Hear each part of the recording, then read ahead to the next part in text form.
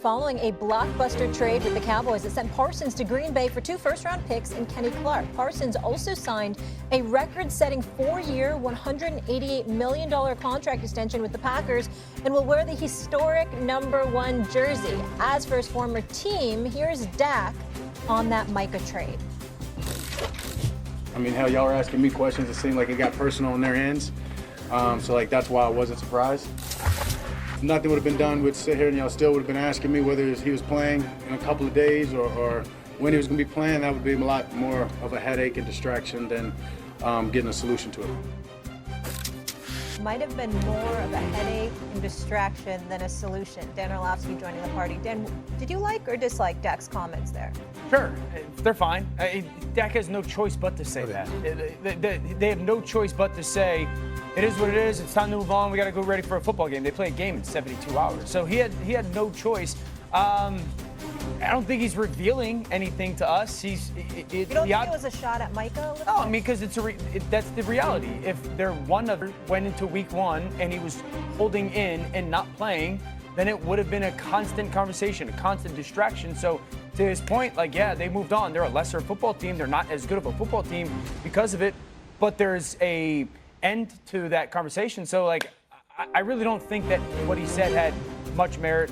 And I think it's the only thing he was really left to say. Stephen A? Everybody in life has preferences. Everybody in life has preferences, And when you're talking about working for somebody, I like cats that are willing to be bold, that are willing to say what needs to be said when it needs to be said. It's really, really nice to see a quote from Dak Prescott now. Where the hell were you all these months?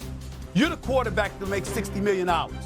You're supposed to be the face of the franchise, even though we all know Micah Parsons was the best player on the squad. You're the quarterback of the Dallas Cowboys. You got your bag. You got your bag. And this dude right here, who's an all-world player, is out there with a contract dispute. At any time, could you have said, look, man, we need to do what's in the best interest of this team. We need to make sure that whatever it is that we're doing is something that's going to work for us. Because damn it, we didn't make the playoffs last couple of years. We need to get our ship steered in the right direction. We need to get it right. Couldn't have said that? No. But now that he's gone, oh, well, I'm just glad it's resolved so I don't have to answer questions. Really? That's what you do? You see, there's stuff like that really ticks me off because people don't point this stuff out enough. Now, every conversation ain't meant to be had publicly.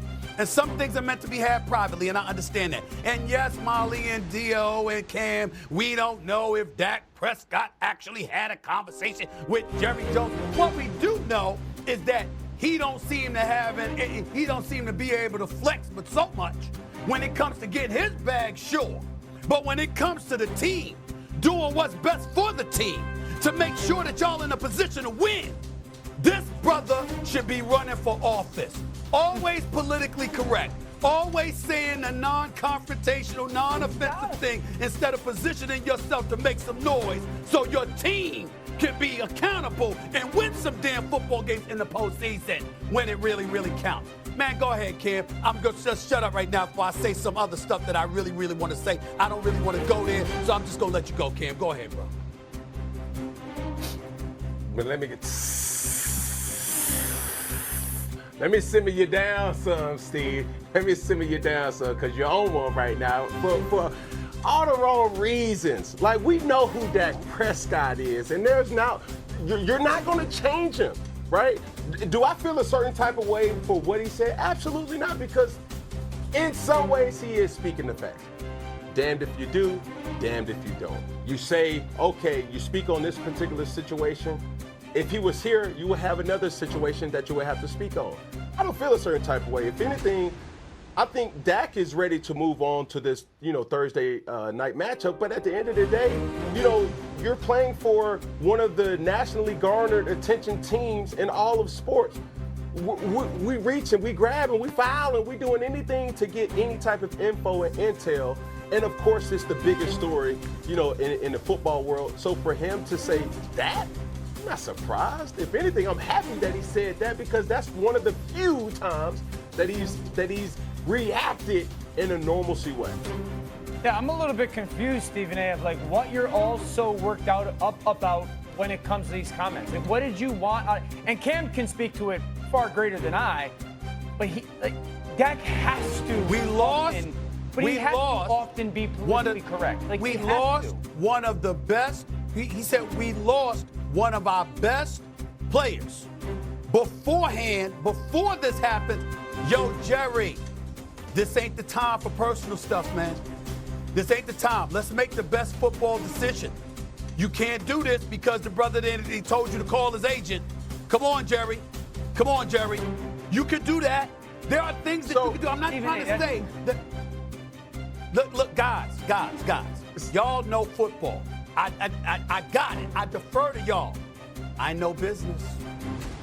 I know a little something about it, and I'm telling you, there's a way to do things. And it doesn't mean you're going to get everything you want, but what it does mean is that you can finagle your way into a situation where you force the best decision to be made as opposed to the best decision going out the window because of somebody's ego.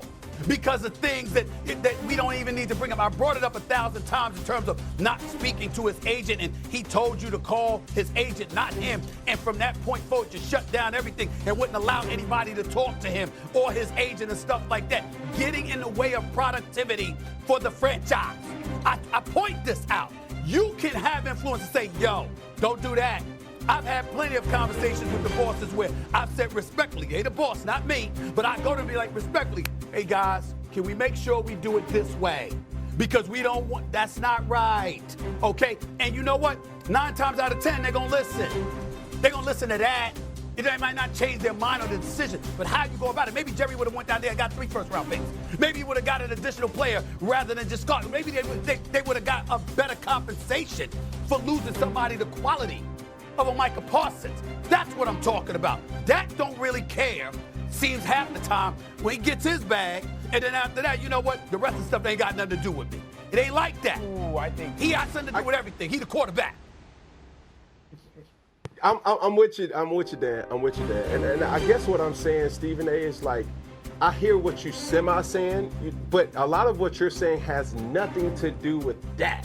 Yeah. And if it does have to do with Dak, what would you have wanted Dak to do? Would you have wanted him to go after Jerry Jones publicly or privately? And who's to say he didn't have conversations with Jerry Jones privately? Don't talk. First of all, I don't speak in semi-fashion. I'm very, very clear with my enunciations, okay? I know exactly what the hell I'm saying. Well, let me ask you this question, Cam. I'm gonna ask you a question. So, Cam Newton, when you were in Carolina, you had no say. I mean, you couldn't talk to nobody. You know, I mean, they just do what they do, and you had zero influence on the coach, on management, nothing. Nothing? That what you saying? Oh, okay. No, I'm not saying that. Yes, you have some say, but let me ask you a question, Stephen A. When you was after that getting your big bag, and you was getting your mignon, and you was getting your corn, your mozzarella cheese provolone, was that not you looking at after your best interest? You know what I'm saying? Pepper Jack. Hold on, let me laugh. Hold on, let me laugh. Hold on, allow me to laugh first. Now answer your question. I mean, you got some money on. I'm saying. Whoa. Let me answer the question. You asked a question, let me answer it. Yes, I got my mignon. No doubt about that. No problem. There's plenty of people throughout ESPN's history I have helped get theirs. And anybody who would challenge what the hell I just said to you,